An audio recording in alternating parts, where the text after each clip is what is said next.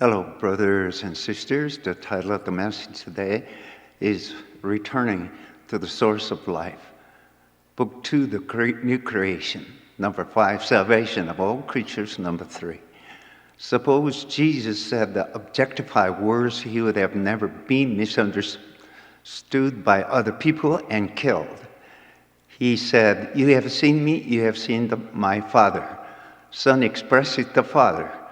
"You have seen me, you have seen my Father." That's why Jesus said, "Don't you know me, Philip? Even after I have been among you such a long time, anyone who has seen me has seen the Father. How can you say, 'Show us the Father'?" Jesus said, "Don't you know me, Philip? Even after I've been among you such a long time, anyone who has seen me has seen the Father. How can you say, 'Show us the Father'?" Whose Father is that Father? He's the Father of Jesus. Jesus is the one who always speaks from the root. He showed people the root, the source of life.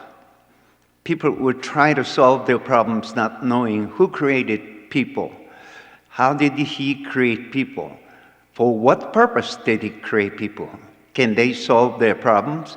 For what purpose did God create people? Which direction is their salvation heading for? They cannot get the answer. I received so much grace from God.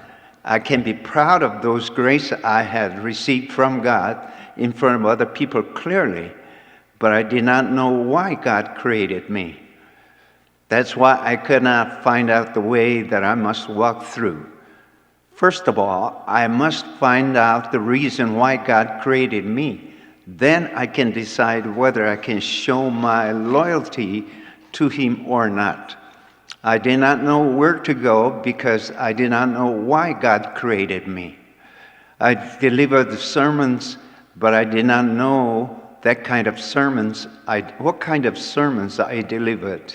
I delivered a sermon for 10 years. I did my best, but I don't know what kind of sermon I delivered. I don't remember. When I did not know my own way, what kind of message could I deliver to our church members? Just teaching the words in the Bible accurately, that's not the accurate work of God. It is difficult for them because they don't talk about themselves, but they talk about other people's story.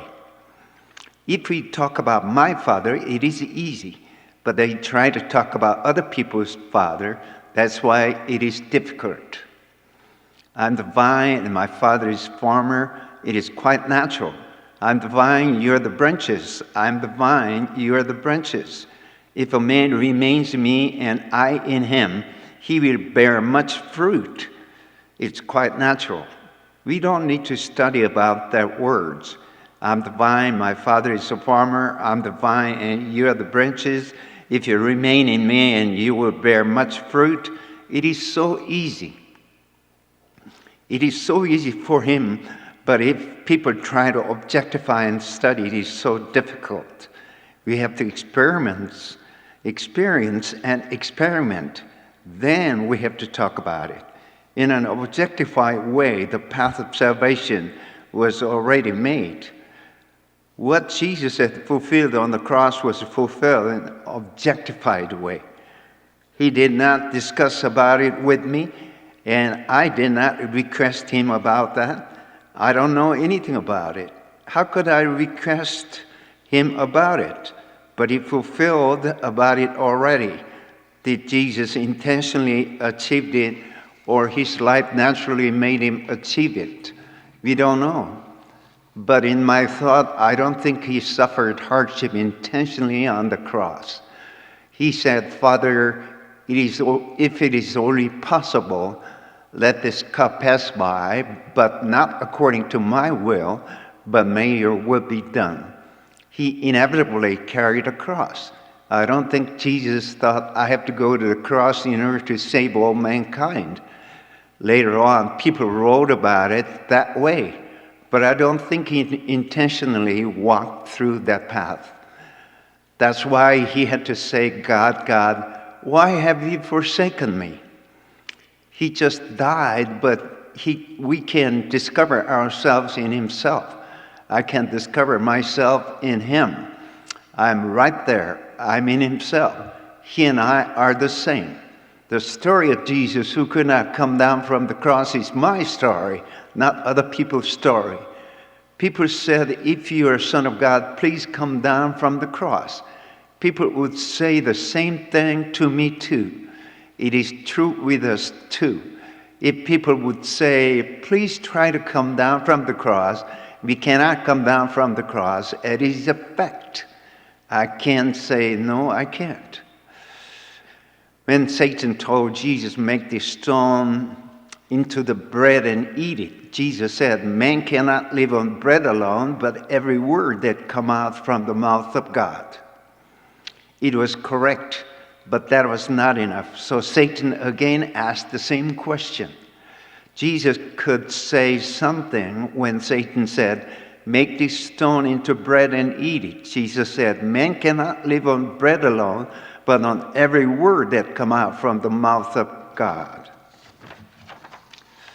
But when he was crucified, are you the Son of God? If then you try to jump down from the cross, what could Jesus answer? Did Jesus say, in order to save all mankind, I have to die on the cross? No, he couldn't say that. He could not say, I have to die on the cross in order to save other people. He just died as he could not come down from the cross. So there was no room for Satan to ask any more questions. He could not mock Jesus any longer. Right there we are existing. Not in another place, but we are in himself. He and I are one man. People would say Jesus carried a cross in place of me, and he was crucified in place of me. But I really did not understand. Why was he crucified in place of me? Why did he carry the cross in place of me?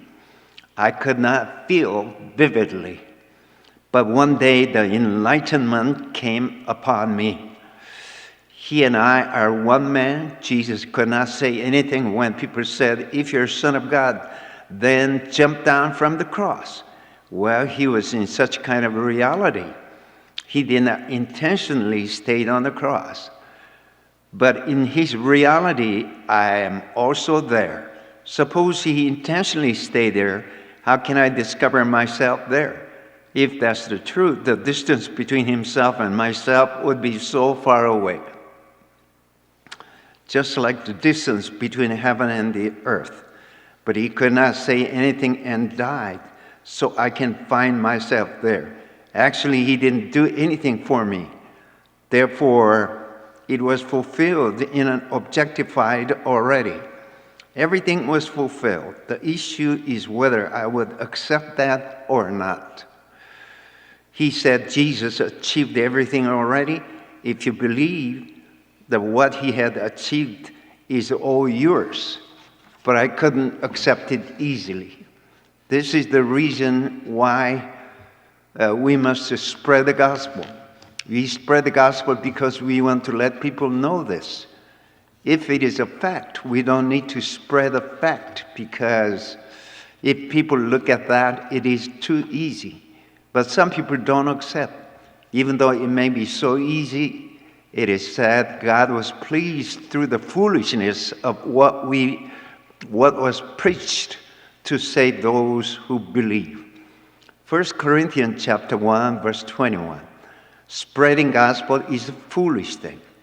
Looking at a stone and say, this is a stone. What a foolish thing it is.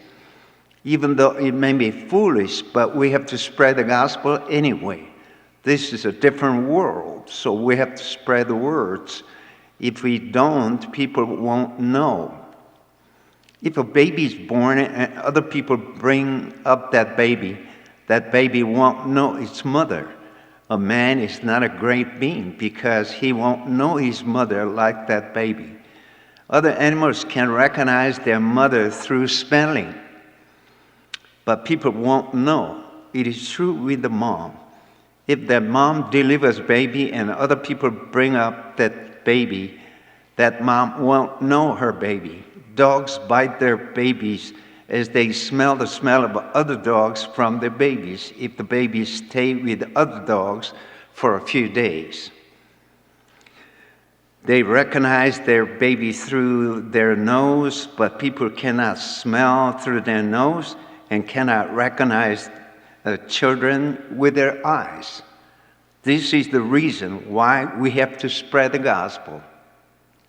Thank you, hallelujah. May God bless every one of you. Thank you again. Thank you. Thank you.